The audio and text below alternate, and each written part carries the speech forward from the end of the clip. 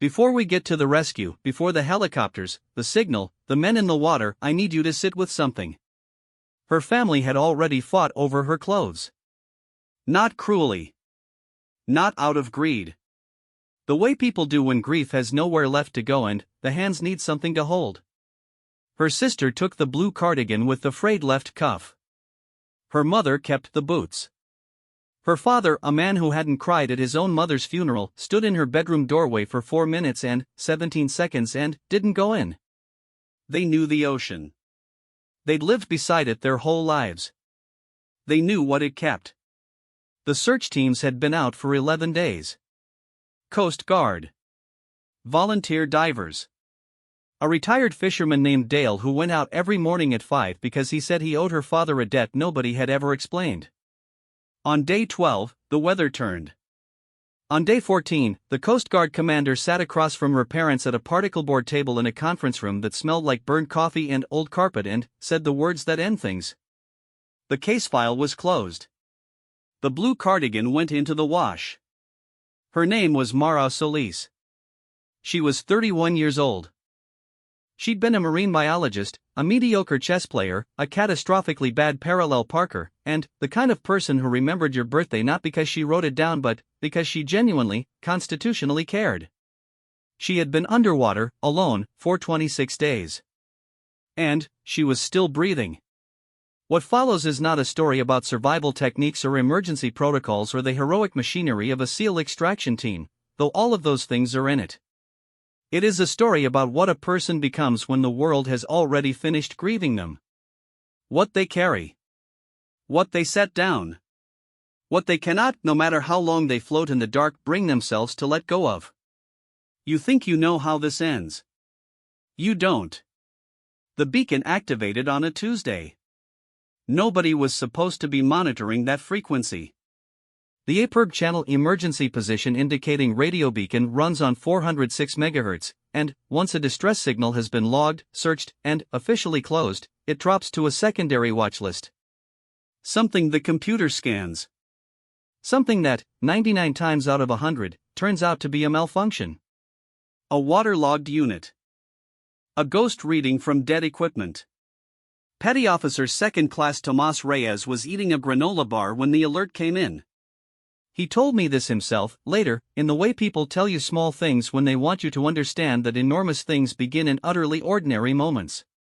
He'd been on his 3rd hour of overnight monitoring duty. He had chocolate chips on his keyboard. The alert chimed, not the piercing emergency tone, just the low administrative beep of a secondary watchlist flag, and he looked at the coordinates, and then he looked at the closed case file number attached to them, and then he put the granola bar down very carefully on the side of his keyboard, in the space between the F keys and the screen. He sat there for a moment. The thing about that frequency, he told me, is that it doesn't broadcast from dead equipment. Not persistently. It pulses. And this one was pulsing. Every 4 seconds. That's not a malfunction. That's a person. He called his supervisor. His supervisor called the duty officer. The duty officer, a woman named Commander Yael Ostrov who had been awake for 19 hours and had the kind of face that gets very still when things are very serious, pulled up the case file, read it in silence, and said, "Get me satellite imagery of that grid." The imagery came back in 40 minutes. In the upper left quadrant of the 3rd frame, barely visible against the black and white churn of the Pacific, there was a structure. Irregular. Low to the water. The analyst flagged it as probable debris, possibly a section of the research vessel Caudal that had broken apart in the storm that took Mara Solis 3 weeks and 5 days ago. Ostrov looked at it for a long time. Probable debris, she said, doesn't pulse every 4 seconds. I should tell you what I was doing when all this was set in motion, because I was there before any of it, and because what I saw in the days that followed changed something in me that I am still, honestly, trying to name. I'm a naval intelligence analyst. I've been embedded with various SEAL teams for going on 6 years now, not in the field, not in the water, I want to be very clear about that, but in the planning rooms, in the debrief chairs, in the long fluorescent-lit hours before and after operations when everyone is either running on adrenaline or running on nothing at all. My job is to watch, record, and make sense of things that don't have a clean narrative shape. I'm good at it. I've been told I'm cold about it, which I think is inaccurate but not entirely wrong. I have a habit of writing everything down in a personal log. Not official documentation, just notes. The kind of notes a person makes when they are standing inside something they don't have the language for yet and they want to remember every detail while they look for the right words. My notes from the night the beacon activated are mostly logistics. Grid coordinates. Weather windows. Asset availability. The kind of thing that looks, on paper, like an operation and not a person. But there is one line, scrawled in the margin in handwriting that got worse as the night went on, that just says, 26 days. Who is she? Mara Solis had gone overboard from the Caudle during a Category 1 storm that the forecasting models had rated as unlikely to intensify. It had intensified. The Caudle was a 48-foot research vessel operated by a marine biology institute out of Monterey, and it went down in approximately 6 minutes, which is, I looked this up, roughly the same amount of time it takes to soft-boil an egg. 4 of the 6 crew members were recovered within 18 hours. One was never found. And Mara, whose position in the water was last confirmed by a crewmate who saw her clinging to a section of railing before a wave took him under, and when he came back up she wasn't there. Mara was searched for, extensively, and not found. The EPIRB she'd activated was logged. The signal was tracked for 9 hours. It moved west, then northwest, a pattern consistent with current drift, and then it stopped, and when the search area was mapped against the drift projections and the weather window and the thermal survival envelope, the conclusion was no viable survivor scenario. That conclusion was not wrong, exactly. It was just incomplete. Because what nobody had factored in, what nobody could have factored in, because nobody builds survival models around a research biologist who has spent 12 years studying intertidal ecosystems and knows the Pacific Ocean the way most people know their own neighborhoods, was the structure. She had found it on day 2. We would only learn this later. We would learn it in pieces, in the fragmented, exhausted, often non-linear way that Mara told it, sometimes mid-sentence, sometimes at 3 a.m. when she'd wake up and start talking before she remembered where she was. But the shape of it, the essential fact of it, is this: approximately 11 nautical miles from where the Caudle went down, there is an abandoned aquaculture platform. Built in the late 1990s by a company that went bankrupt before it was ever operational, it sits just above the waterline, barely. A rusting frame of marine-grade steel, reinforced concrete pontoons, a covered equipment housing roughly the size of a garden shed. It was decommissioned. Delisted from navigational charts in 2003. In the official record, it effectively doesn't exist. Mara knew about it because she had done her dissertation fieldwork in this stretch of water 15 years ago, and the platform had been a landmark, a reference point, a thing she navigated by. When the current took her, it took her toward the thing she already knew. I have thought about this a great deal. About what it means that survival, at its most fundamental level, is often a collision between catastrophe and the specific, accumulated knowledge that a person happens to carry inside them. Not bravery. Not will. Just the thing you happen to know, meeting the disaster that happens to find you. Mara knew that platform existed. She knew roughly where it was relative to where she'd gone in. She knew the current patterns in that stretch because she had tracked them, measured them, published 3 papers that referenced them. When she was in the water, in the dark, in the middle of a breaking storm, she wasn't navigating by instinct. She was navigating by expertise. She swam for 11 hours. I cannot write that sentence and feel nothing, and I've tried. The first time she told me about those 11 hours, we were sitting in a hospital room in San Francisco that smelled like institutional disinfectant and the particular kind of flowers people send when they don't know what else to do. There were so many bouquets they'd started putting them in the corridor. Her sister was asleep in the chair by the window, the blue cardigan washed, returned, draped over her lap, rising and falling with her breathing. Mara was not the kind of person who looked small in a hospital bed. She looked like someone who had been away somewhere extremely demanding and had come back a little ahead of herself. The water, she said, is 49 degrees in that stretch. In October. She looked at her hands, which were still bandaged at the fingertips. I knew I had maybe 2 hours of useful cognitive function once I was in it.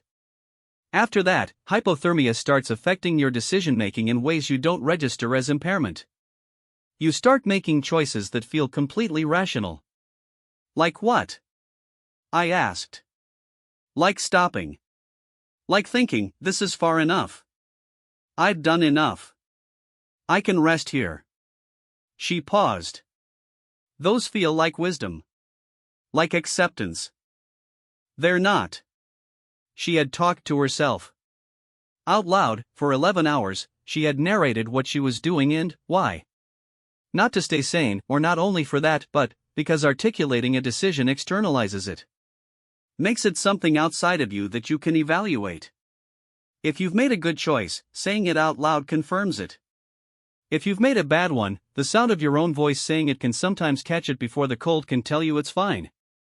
I said swim approximately 800 times, she said. I counted for a while and, then, I stopped counting. When did you see the platform? She was quiet for a moment. Her sister shifted in her chair and, the cardigan slipped and, she reached out, automatic, not conscious, and, pulled it back up without looking. I smelled it first, she said. Rust and, barnacle. There's a specific smell. Marine fouling, the microbial community that establishes on submerged steel in cold water, has a particular profile. Sulfurous. A little like low tide. She almost smiled. I knew I was close before I could see it. And then, I thought, either that's real or I'm already past the cognitive threshold and I'm imagining it. How did you decide which it was?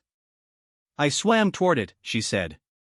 If I was imagining it, the worst case was that I swam in a direction for a while. If I wasn't, she stopped. She looked at her bandaged hands again. If I wasn't, I would know soon enough. She reached the platform at 4:17 in the morning, 11 hours and some minutes after going in. She knew the time because her dive watch, a battered Sunto that she'd owned since grad school and, worn for so long it had left a pale rectangle on her wrist, was still running. The platform was worse than she remembered. One of the 4 pontoons had partially flooded, giving the whole structure a port list of roughly 12 degrees. The equipment housing had lost most of its roof to weather, replaced by a partial tarpaulin that someone, she never determined who, had weighted with scrap iron and tied off to the railing at some point in the past decade. Inside, darkness. Rust. The skeleton of a compressor that had been stripped for parts. A coil of polypropylene rope, orange, sun-bleached almost white. A storage locker, sea chest style, that had somehow remained latched. The locker contained 3 emergency thermal blankets in vacuum packaging, a hand crank weather radio with a cracked housing, a flare gun with 2 cartridges, and a waterproof bag of what turned out to be sunflower seeds labeled with a date stamp from 2007 that were completely inedible. And the A-Perb. A fixed-mount unit, older model, attached to the housing wall with a corroded bracket. The kind that activates on immersion. The kind that, when Mara checked it, had a battery indicator showing 30% charge. She stared at it for a while. I knew it might not work, she told me. I knew even if it worked, the signal might not be received. I knew even if it was received, someone might dismiss it as equipment malfunction. A dead case file pings and nobody takes it seriously, that's not an unreasonable assumption. But, you activated it anyway. I activated it on day 3, she said. Not day 2. On day 2 she stopped. On day 2 I was deciding whether I wanted to be found. The room was very quiet. Her sister was still asleep. Outside, down the corridor, someone was wheeling something with a squeaky wheel and it moved away from us slowly, taking the sound with it. I wrote in my log that night, she said it plainly, as a fact. Not as a confession. As if it were a logical variable in the problem rather than the most human thing I had heard in 6 years of watching people in extremity. On day 2 I was deciding whether I wanted to be found. I did not ask her what the deciding looked like. I think I was afraid of the answer. What I know is that on day 3, she activated the beacon. And, on day 3, she started making water. This is the part where the specificity of her knowledge becomes almost difficult to look at directly, the way certain things are, when their precision is also their grief. Mara was a marine biologist specializing in coastal and intertidal ecosystems. She had, over a career of field research, become intimately familiar with the chemistry of seawater, the biology of marine organisms, and the material science of what survives prolonged saltwater immersion. She knew that the polypropylene rope, if she could separate the strands and arrange them as a solar still, could, with the right collection surface and enough direct sunlight, produce roughly a quarter liter of potable water per day. She knew this because she had, as a graduate student, been stranded overnight on a research platform off Point Reyes when a fog bank rolled in and grounded all water traffic. Her advisor, a woman she described as constitutionally incapable of planning ahead but constitutionally incapable of panic, which turned out to be more useful, had built a solar still out of a rain poncho and a coffee tin while Mara watched and took notes. She had taken good notes. A quarter liter per day is not enough. The survival threshold for minimal hydration is closer to 1 liter. But the platform, as she assessed it over the first 3 days, also collected condensation. The tilted tarpaulin drained to a low point on the port side. She wedged the storage locker lid under it to catch the runoff. On clear nights, marine fog drifted across the surface and beaded on the thermal blankets she'd strung as walls. She collected it with a section of stripped rope fiber, wringing it out over the locker lid. In good conditions, she could produce close to 3/4 of a liter. In bad conditions, 3 days out of 7, on average, she could produce almost nothing. She lost 17 pounds in 26 days. She developed salt sores on both forearms where the thermal blankets chafed her wet skin. 2 fingernails on her right hand pulled away from the beds when she was working the rope into steel components, and she packed the wounds with a poultice she made from marine algae that she knew, from 12 years of research, had demonstrated antimicrobial properties in laboratory conditions. Had it worked on humans before? I asked. Probably not, she said. But the alternative was infected fingertips and sepsis, so. She said it like someone reporting the results of an experiment. Which, in a way, she was. The food is the hardest part to talk about. Not because she suffered for lack of it, though she did, but because of the decision it required. By day 5, Mara had established a functional daily routine.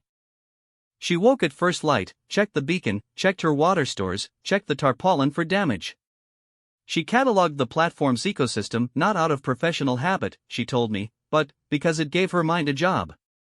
The encrusting organisms on the pontoon surface. The small fish in the shadow below the structure. A recurring northern fulmar she named Henrietta, who arrived every 2 to 3 days, sat on the railing for approximately 20 minutes, and left. The fish were the decision.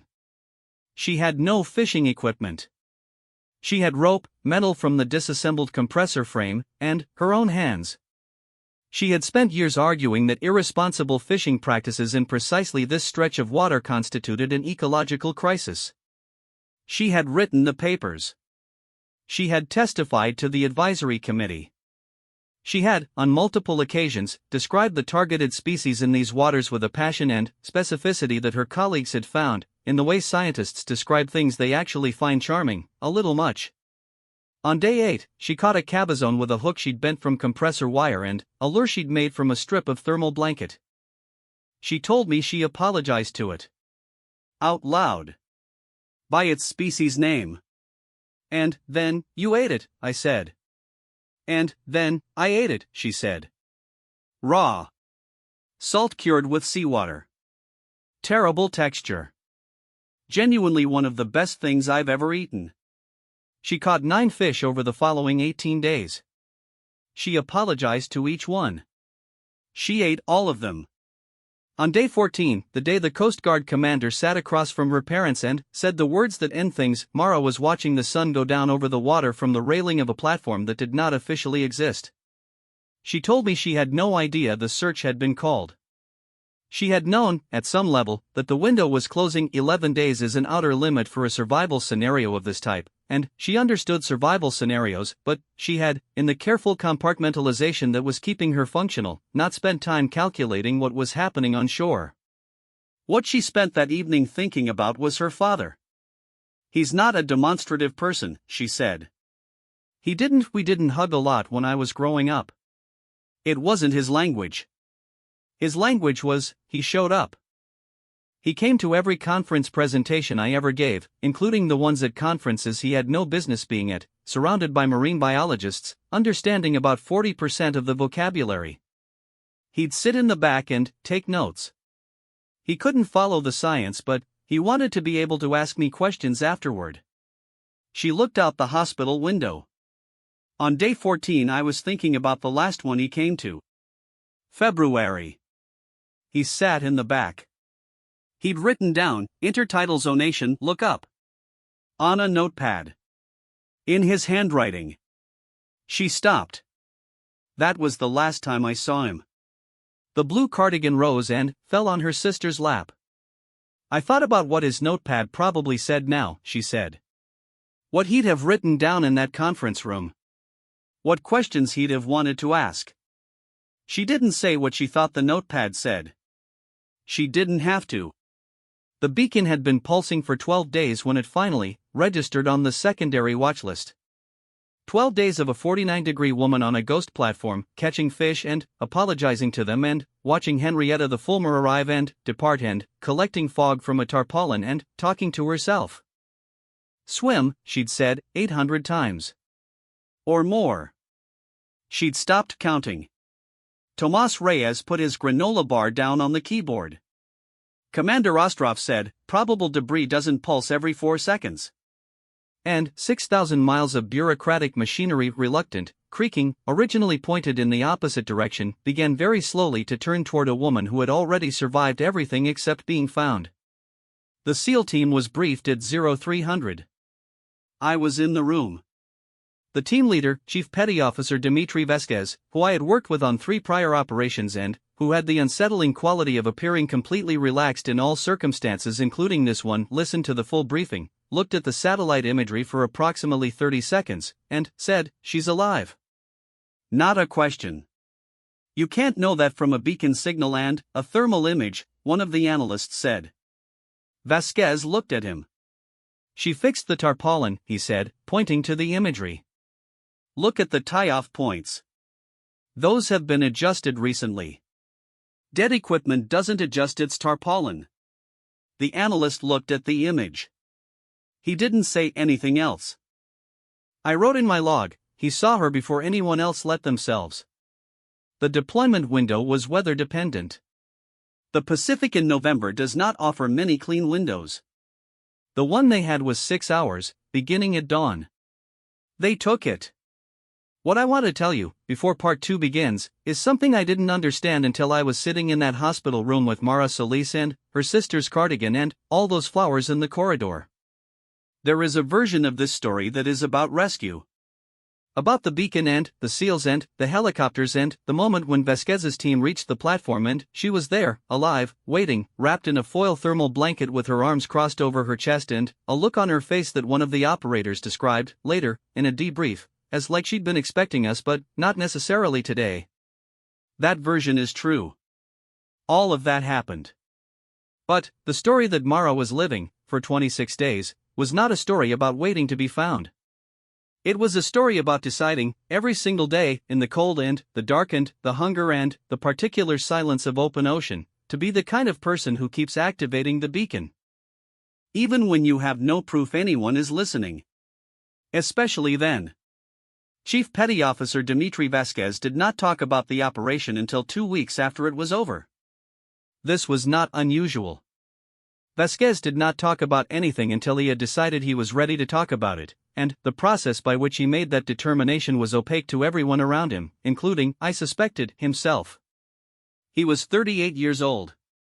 He had been a Navy SEAL for 15 years and, before that, a competitive swimmer from Corpus Christi, Texas, which he mentioned exactly once in my presence and in a tone that suggested the information was available but not particularly up for discussion. His personal quirk, the thing I'd noticed in 3 operations and would notice again here, was paper clips. He kept a small box of them in his left breast pocket. Not because he needed paper clips, he was not a man who accumulated paperwork, but because, under sustained stress, he would take one out and bend it. Slowly, methodically, into increasingly abstract shapes. Helixes. Closed curves. Things that approximated letters without quite becoming them. His team had a running informal competition to identify the shapes after operations. Nobody ever asked him what they were.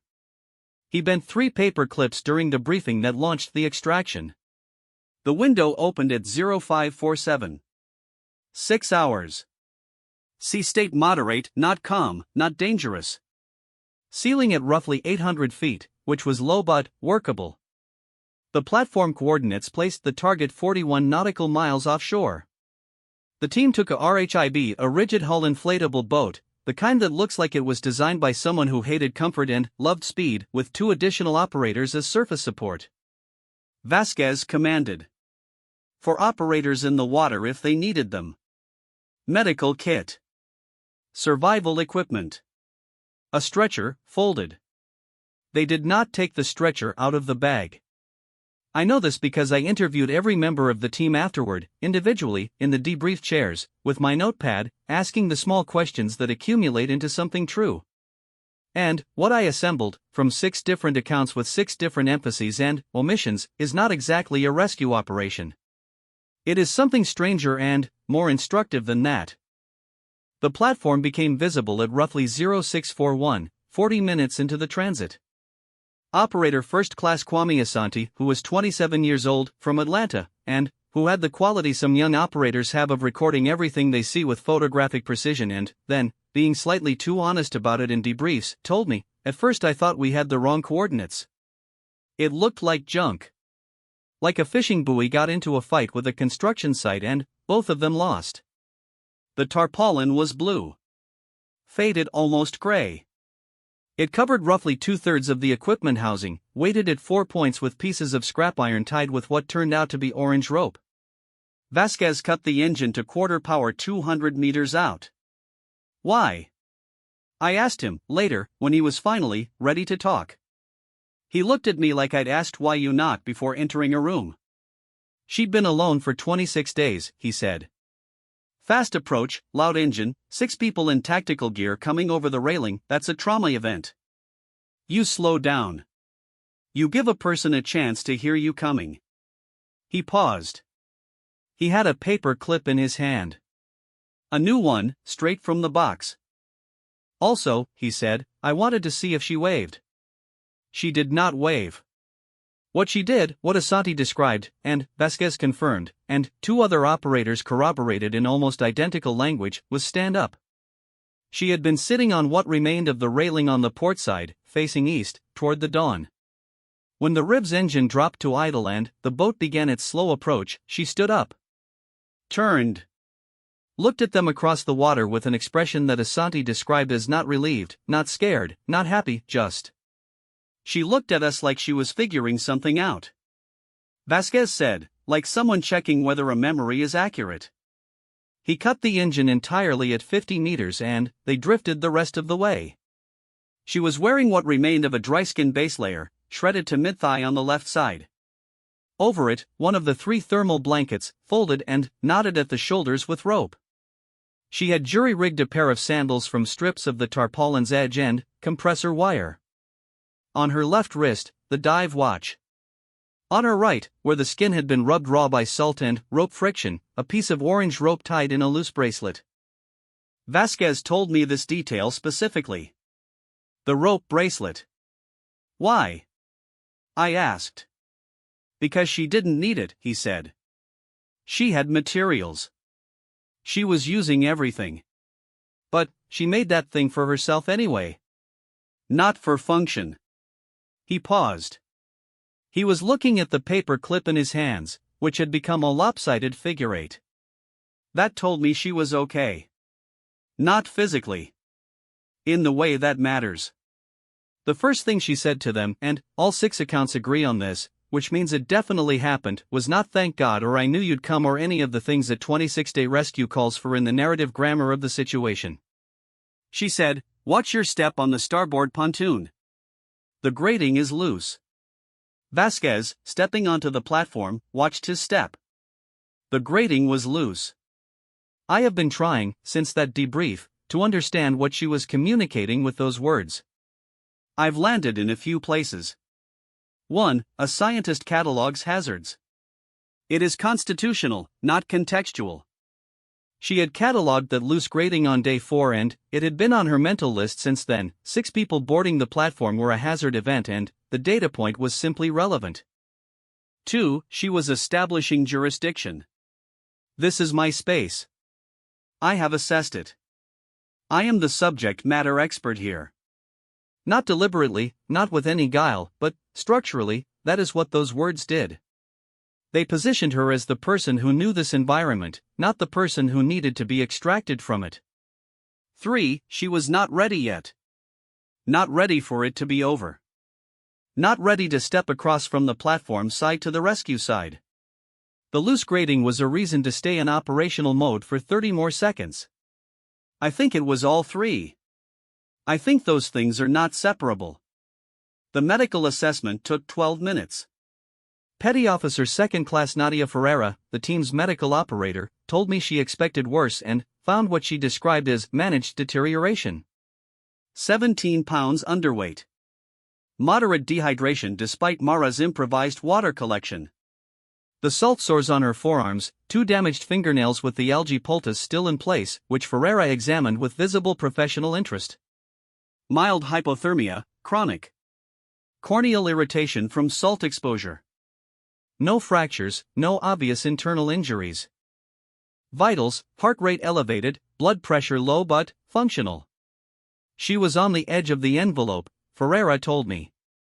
But she'd been on the edge of the envelope for 26 days and she knew exactly where the edge was. She wasn't over it. She'd never let herself go over it. While Ferreira worked, Mara Solis talked. This was the thing that struck the operators most uniformly, across all 6 accounts. She talked, almost continuously, in a manner that was calm and sequential and slightly too fast, the verbal equivalent of a system running hot, narrating what she had done and how she had done it and what she had learned. The water still. The fish. Henrietta, the Fulmer. The precise composition of the algae poultice and the literature that supported its use. The acoustic profile of the structure in high winds and what it indicated about structural integrity. The tidal patterns she'd tracked over 26 days and how they diverged from the published models for this stretch. Did she ever stop? I asked Vasquez. For about 4 minutes, he said. When I showed her the satellite phone and told her she could call her family. The call lasted 11 minutes. I don't have a transcript, that was a private thing and it should stay private, but I know some of what happened in those 11 minutes from Mara herself and from what her father told her sister, who told Mara later, and what Mara told me in the way she told me things, directly, without editorializing, and then, immediately moving on to something else. Her father answered on the second ring. It was 7:08 in the morning. He said her name. She said, "Hi, Dad. I'm okay. I'm coming home." He didn't say anything for a while. She said she could hear him breathing.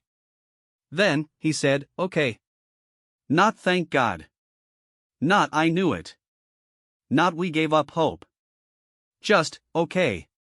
Which is a word that means nothing and everything, said in a voice she'd known for 31 years, across a satellite connection with a slight delay, from a platform in the middle of the Pacific Ocean on a Tuesday in November. She told me that when she hung up the phone, she looked at it for a moment. Then, she handed it back to Vasquez and said, "Can we go now?" They could not go immediately. The sea state had shifted slightly in the 40 minutes since arrival, not dangerously, but enough that the RHIB needed to reposition to load safely. Vasquez and 2 operators worked the boat. Ferreira was packing the med kit. Asante and the 6th operator, a quiet man from San Diego named Torres who apparently communicated primarily through eyebrow positioning, were clearing the essential equipment from the platform. That left Mara alone for approximately 8 minutes. Asante saw what she did during those 8 minutes. He told me about it last, at the end of his debrief, in the way people tell you the thing that got to them, quickly, and then, done.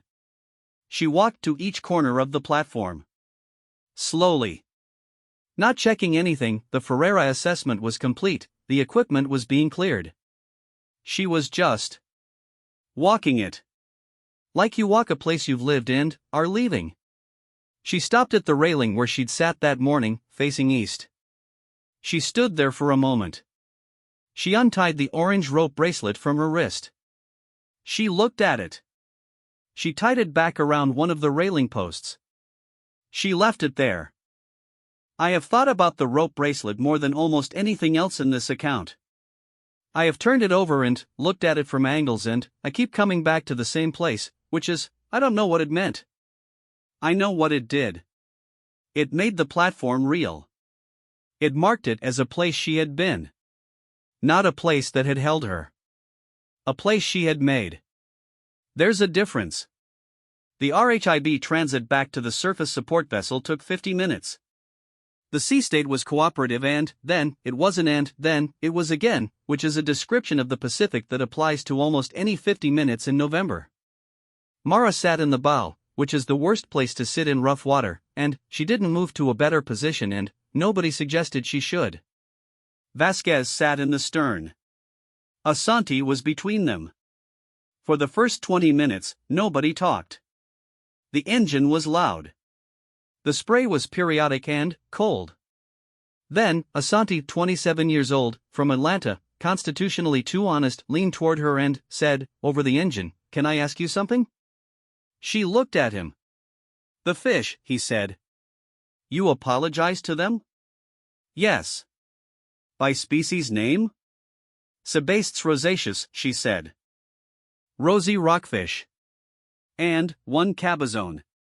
She looked at him. "You read the briefing notes." "I read everything." He paused. Did it help? The apologizing. She thought about this. The boat hit a chop and they both grabbed for the rigging with the reflexive exactness of people who had learned, in different ways and, for different reasons, to hold on. "I don't know," she said. "It felt like something I owed them." Whether it helped, she looked out at the water. "It kept me honest." You can't apologize to something and, then, pretend you didn't take it. It makes the taking real. It makes you responsible for it. Asante sat with this. "That's interesting," he said. "It's just ecology," she said. "Everything takes. Everything is taken from. The question is whether you're conscious about it." The engine ran. The water moved. Asante did not say anything else, and somehow this was the right response. I met her for the first time at the surface vessel. She was wrapped in a Coast Guard blanket, sitting on a deck crate, eating crackers with the focused intensity of someone who was going to eat every cracker on the vessel and, then, politely ask for more. Ferreira was running a new assessment. Vasquez was on a sat phone, filing the operational report. The sun was fully up and the Pacific was doing the thing it does when the weather is clear, which is look completely indifferent to everything that has ever happened on or in it. I introduced myself. She looked at me, at my notepad, specifically, and said, "You're going to want to know everything." Not a question. "If you're willing," I said. "I've been talking to myself for 26 days, she said. "I have a lot of material." She ate another cracker. "The algae poultice worked, by the way," she said. "My fingers are fine. Mostly. Someone should publish that." I wrote in my log. She said it in the tone of a person who has already mentally assigned the paper to someone. And, then, underneath, in smaller letters, she is exactly who the data said she was. And, also nothing like what I expected. I'm not sure how both of those are true. The medical team at San Francisco General would later describe her condition with the clinical precision of people who are also, underneath the precision, genuinely shaken. Malnutrition, dehydration, exposure damage, all present, all manageable. What they kept returning to, in the notes and, in conversation, was the absence of certain expected findings. No significant cognitive impairment. No dissociative episodes. No presenting PTSD symptomology in the acute phase, though they flagged that this sometimes emerges later and recommended extended psychological follow-up. What the lead physician wrote, in a note that made its way into a case study that was eventually published in a wilderness medicine journal, was, "Patient demonstrates unusual psychological coherence for duration of isolation." Self-report indicates maintenance of deliberate cognitive routines, active environmental engagement, and consistent goal orientation throughout survival period. Psychological resilience mechanism appears to have been professional identity not as status but as active framework for decision-making under entropy. Which is medical language for, she survived partly because she never stopped being a scientist. Which is, I think, another way of saying, she survived because she had something to be besides a person who was going to die. Her sister came to the hospital within an hour of Mara's arrival. She came in the blue cardigan because she had been wearing it when the phone rang and she did not stop to change. I was in the corridor when she arrived. I am not given to sentimental observation as a professional matter, but I have this one, and I will keep it. She walked in fast. The way people walk when they are holding a lot of things at once and they need to put them down. She saw Mara through the window before she got to the door. Mara, in the bed, with the blankets and the flowers already arriving and the floor and the bandaged fingertips, and she stopped. Just stopped, in the corridor. She stood there for about 3 seconds. And then, she laughed. Not a happy laugh. Not a relieved one. The specific laugh that happens when your body has been holding something impossibly tight for so long that the release is indistinguishable from the emotion you were holding it against. Equal parts grief and joy and fury at being made to feel both. Then, she went in. I didn't follow. There is a question I didn't ask Mara during our first conversation. I almost asked it several times. I kept stopping myself and then writing it in my log and then crossing it out. The question was about day 2. About the deciding. She'd said it plainly, on day 2 I was deciding whether I wanted to be found. And I keep thinking about the fact that day 3 came. That she activated the beacon. That she built the water still and caught the fish and apologized to them by species name and tracked the tidal patterns and named the fulmar and made herself a rope bracelet out of materials she could have used for something practical. She chose all of that. Not once. Every day. And the question I didn't ask, the one I crossed out in my log 4 times, was, what happened on day 2 that made day 3 possible? What was the thing that turned the deciding? I didn't ask because I thought maybe it wasn't a thing. Maybe it was just time. The way some decisions aren't made, they're outlasted. You wait long enough in the dark with the question and the question eventually becomes less interesting than the morning. Or maybe it was the platform itself. The roster of things to understand, track, manage, fix. The loose grating on the starboard pontoon. The tarpaulin tie-offs. The fulmar's irregular schedule. Or maybe, and this is the one I come back to, the one I can't quite put down, maybe it was her father's notepad. Intertidal zonation, look up. A man who showed up. Who took notes. Who sat in the back and wanted to be able to ask questions. Maybe day 3 happened because she wanted to give him something to ask about. The APER battery died 2 days after the extraction. Petty Officer Reyes checked. He told me he'd wanted to know how close the margin had been. 26 days of pulsing, every 4 seconds. The battery had 11 hours left. He wrote the number down on a sticky note and put it on his monitor for a while and then took it off. He didn't tell me what he did with it after that. I didn't ask. Some numbers you don't need to file anywhere. Some numbers you just hold for a moment and then let go. There is a particular species of silence that follows a rescue. Not quiet. Silence meaning the absence of the specific noise that had been running underneath everything. The noise of searching, of not knowing, of the particular frequency at which a family holds itself together when it is also coming apart. You don't notice how loud it is until it stops. Her family spent 3 days at the hospital. Her father, a civil engineer named Roberto Solis who was 63 years old, who was, as advertised, not a demonstrative man, sat in the room for most of those 3 days in the chair that her sister was not occupying, with a notebook open on his knee. He took notes when the doctors spoke. He wrote down the names of the medications. He asked questions about the wound care protocol for her fingertips with the focused attention of someone who had been given a job and intended to do it competently.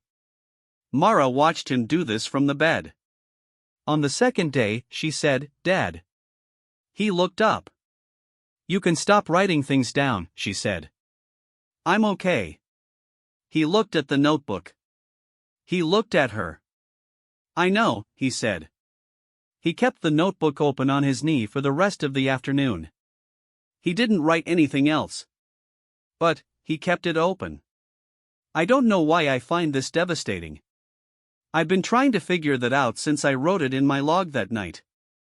I think it's because a notebook held open and not written in is the truest possible portrait of a person who was afraid to stop doing the thing that made them feel useful, even after the crisis has passed. Even when the crisis passing is exactly what they wanted. Even when it is the best possible outcome.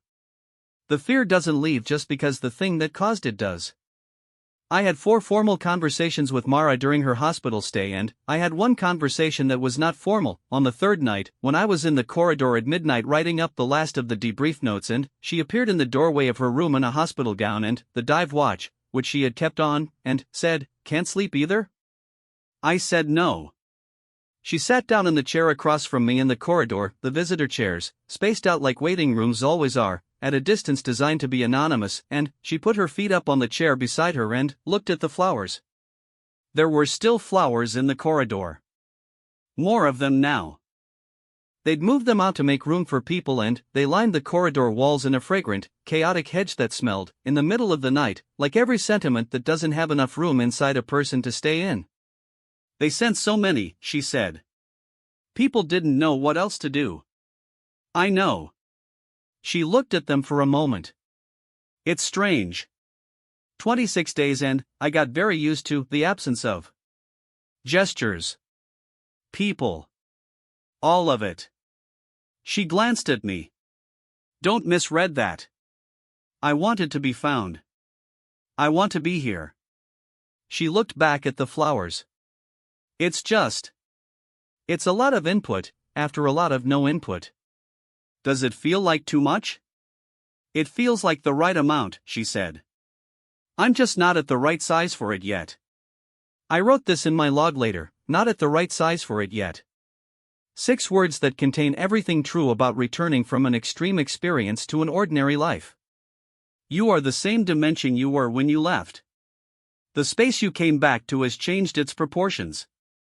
I want to tell you about 2 conversations that I was not part of but that matter to this account. The first was between Mara and Commander Yael Ostrov, who came to the hospital on day 2 with a folder of paperwork that required Mara's signature and a cup of coffee that she didn't need to bring but did anyway, in the way people bring something when they don't know how to arrive empty-handed. Ostrov, by her own account, she told me about this meeting when I interviewed her separately, 3 weeks later, in a way that suggested she had been thinking about how to describe it for the whole 3 weeks, sat down across from Mara, put the folder on the bedside table, and said, "I want to tell you something before we do any of this." Mara looked at her. "The case was closed," Ostrov said. "We closed it. I signed the documentation. And I am sorry for that, and I want to say that directly to you, because you deserve to hear it from the person who made the decision and not from a protocol or a press release." Mara didn't say anything for a moment. Then, she said, "You made a reasonable call based on available evidence." "Yes," Ostrov said. "And it was wrong." Another moment. "Yes," Mara said. Ostrov told me that they sat with that for a while. Not resolving it. Not rehabilitating it. Just sitting with the fact that a reasonable call and a wrong call can be the same call, and that this is not a paradox to be solved but a way to be carried. "She didn't make it easier for me," Ostrov said. "She could have. She's a generous person, underneath everything. But she let it be what it was." "Is that hard?" I asked. Ostrov looked at the window of the conference room we were sitting in, which overlooked a parking structure. "It's honest," she said. "Which I think is what I needed more than easy." The second conversation was between Mara and Vasquez. This one I know less about, because Vasquez told me almost nothing and Mara told me one thing, and the one thing was enough. He came to the hospital on day 3, the last day of the family visit. He brought nothing. He sat with her for about 40 minutes. I don't know most of what was said. What Mara told me, when I mentioned that Vasquez had visited, was this: he asked me about the rope bracelet. What did you tell him? She looked at her wrist. The bracelet was gone, she'd left it on the platform railing. The pale line where her dive watch lived was still there, clean against the salt-roughened skin. I told him I didn't know what it meant when I made it, she said. I had rope, and hands, and it was something to do that wasn't survival. It was just a thing. She paused. He said he thought that was probably the important part. The just a thing. Did you understand what he meant? She was quiet for a moment. I think he meant that surviving is a category of action. You do it because you have to, because the alternative is unacceptable. But the rope bracelet wasn't survival. It was excess. Beyond necessary. He thought that was the sign that I was going to be okay. Not the water still or the fish. The bracelet. She looked at her wrist. He might be right, she said. I'm still thinking about it. She was discharged on day 7. I was not there for the discharge, but I know from her sister that there was a brief ceremonial moment with the nursing staff. Mara had learned everyone's name, had asked about their work and their lives with what her sister described as the exact same intensity she uses for everything, which is either charming or exhausting, and, in this case, it was somehow both. And then, she walked out of the hospital under her own power, in borrowed clothes because her own were at the bottom of the Pacific, with her dive watch on her left wrist and nothing on her right. She was quiet in the car. Her sister drove. Their father sat in the back seat and didn't take notes because he'd left the notebook at the hospital on the windowsill, and he didn't realize until they were on the freeway, and he didn't say anything about it. Her sister told me Mara fell asleep before they reached the Bay Bridge. She slept for 12 hours. 3 weeks after the discharge, I called her. This was the last formal interview in my account. She was at her apartment, her own apartment, back in Monterey, and she told me, been back in her lab for the past 4 days.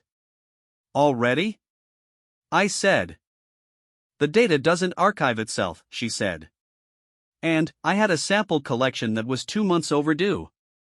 The intertidal season doesn't pause because she stopped. It doesn't pause. There was a brief silence on the line. How is it? I asked. Being back. She thought about this for longer than I expected. Strange, she said. In both directions. I waited. Some things I expected them to feel smaller, after what happened. Instead, they feel more specific. The particular color of the water from the lab window at 0700. The smell of the tide pools when the fog is in. Those things aren't smaller. They're just, she paused. More exactly themselves. If that makes sense. It made sense. I wrote it down. And the other direction? I asked. I find myself impatient, she said. With things that aren't interesting. With small complaints. I know that's not fair. People's experience of their own small complaints is entirely valid, I know that, but I was alone in the Pacific for 26 days and I apologized to every fish I caught and I tracked the tides and I talked to a bird named Henrietta and I am finding it difficult to be fully present in a faculty meeting about parking permits. A pause. I'm working on it. That seems like a reasonable difficulty to have. I've been told there's a support group, she said. For people who've survived extreme isolation experiences. I haven't decided yet. I didn't say anything. I know that sounds avoidant, she said. I wasn't thinking that. What were you thinking? I looked at my notepad. I had been taking notes throughout the call, as I always do, because old habits are old habits. But, in the margin, off to the side, I'd been drawing something without noticing. Small oval. 2 lines extending from it. A tail. A fish. I was thinking about the sample collection, I said. The overdue one. Did you get it? She laughed. The first time I'd heard her laugh. It was a real one, not polished, not performed. The slightly startled laugh of someone who's been asked about the thing they actually care about in the middle of a conversation about the thing they're supposed to care about. Yes, she said. 2 months' worth of intertidal community data from the southern transect. The settlement patterns are, she stopped herself. You don't actually want to know about the settlement patterns. Tell me anyway. She told me about the settlement patterns for approximately 25 minutes. I took notes on all of it. I understood about 40% of the vocabulary. At the end, she said, "Why did you ask about the research?" Because it seemed like the right question. A pause. My dad asks about it, she said. Every time he calls. He writes things down so he can ask me about them next time. Her voice changed, not a lot. A small degree of shift, the kind you don't catch if you're not listening for it. He called me yesterday. He'd looked up intertidal zonation. He had 7 follow-up questions. She didn't say anything else about it. She didn't have to. I have been writing this account for 6 weeks now. I have been trying to write it accurately, which means I've been trying to write it without resolving the things that don't resolve. There's a version of this that has a clean shape: woman survives against extraordinary odds, is found, returns to her life, healed and illuminated, the end. That version would be dishonest. The things that cracked open in 26 days don't close in 6 weeks. She has good days and days that aren't good. She goes to the lab and she looks at the water from the window at exactly the right color and she runs her transect data and she answers her father's follow-up questions. She does not, as far as I know, go to the support group. She does not sleep all the way through the night, most nights. She told me once, in an aside, that she sometimes wakes up and doesn't know where she is for a moment, not the platform, not the hospital, but somewhere she can't immediately name, and she reaches for the dive watch on her wrist the way you'd reach for a light switch. She checks the time. The time is always something reasonable. Morning, or just past it. She is always in her apartment in Monterey. It's fine. She goes back to sleep. Vasquez was deployed again in January. Before he left, I asked him the question I'd been sitting on since the debrief. In the briefing, I said, "When you said she was alive. Before we had anything but a beacon signal and a thermal image. How did you know?" He took a paper clip out of his pocket. He turned it over in his fingers once. "I didn't know," he said. Knowing isn't the job. Knowing is a luxury. Then, why did you say it? Because the team needed to believe it was a rescue before they treated like one. He looked at the paper clip. If you go into a recovery with recovery energy, you do recovery work. I needed them doing rescue work. He paused. Also, she'd fixed the tarpaulin, he said. Dead equipment doesn't fix its own tarpaulin. He put the paper clip back in his pocket. That's the real answer, he said. Don't overcomplicate it. Tomas Reyes got a commendation letter. He told me he'd put it in a frame and then taken it down because it felt weird, and then put it back up because taking it down also felt weird, and currently it was in a drawer. What would feel right? I asked. I don't know, he said. I just answered an alert. I looked at the number and called my supervisor. Anyone would have done that. Not everyone looks at alerts from closed case files at 0300. He thought about this. I was eating a granola bar, he said. I had nothing else to do. He said this in the way people say things when they want you to understand that they are not interested in being heroic. Not out of modesty. Just, the word doesn't fit the experience and wearing a word that doesn't fit is uncomfortable. I understand this. I have a similar relationship with the word observer. There is a picture from the rescue that I have in my files. It was taken by Asante, on his phone, during the transit back to the surface vessel. It is not an official document.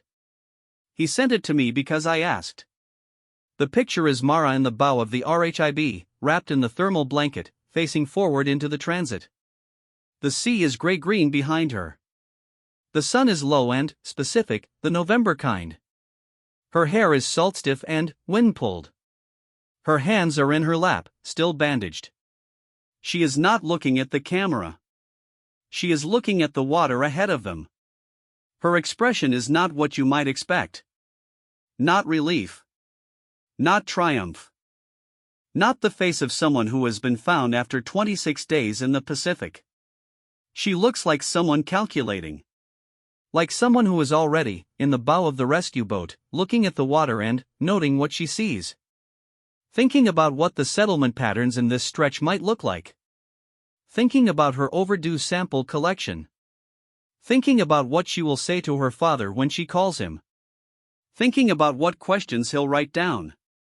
The orange rope bracelet is still on the railing of the platform. I checked the coordinates. The platform still doesn't appear on navigational charts. Henrietta, if it was, in fact, the same bird, was reported by a marine survey team in that stretch of water in February. I can't verify it was the same individual. Northern Fulmars have a range that would include the platform site. The lifespans are long. It's possible. Most things are. On a Tuesday in March, 4 months after the rescue, almost to the day, I was on a different operation, in a different briefing room, watching a different team get ready for a different thing. The air in the room was the same air that's always in those rooms, synthetic, over-conditioned, carrying the specific pressure of people who are about to go do something they have been trained to do and will do well. I had my notepad. I was taking notes. In the margin, I started drawing without thinking about it, the way I always do. I drew the beacon shape. The small oval signal icon, the radiating lines. And then, before I caught myself, I kept going the rope, the tarpaulin weighted with scrap iron, the fish with its species name in letters too small to read. The Fulmar on the railing. The dive watch. The notebook, open, not written in. I looked at what I'd drawn for a moment. Then, I wrote underneath it, in my own handwriting, the line I kept coming back to and couldn't file correctly. On day 2 I was deciding whether I wanted to be found. And then, underneath that, which I did not plan to write but apparently needed to, day 3 she built the water still. She emailed me in April with a pre-publication draft of a paper. The subject line was, "Thought you might want to know." The paper was a field study of the microbial community composition on a decommissioned aquaculture structure in the eastern Pacific, with particular attention to the antimicrobial properties of encrusting organisms in the genus Ulva and their potential applications in wound care under resource-limited conditions. The co-author was a graduate student from her lab who had, apparently, spent the winter processing the samples she'd collected. The acknowledgements section thanked the Coast Guard, the Navy, and, last, in a single line, separated from the others by white space, the field conditions that made this study possible. I read that line 3 times. I didn't know whether to laugh or do something else entirely, so I did neither. I just sat with it. Then, I replied, "I'll read the whole thing.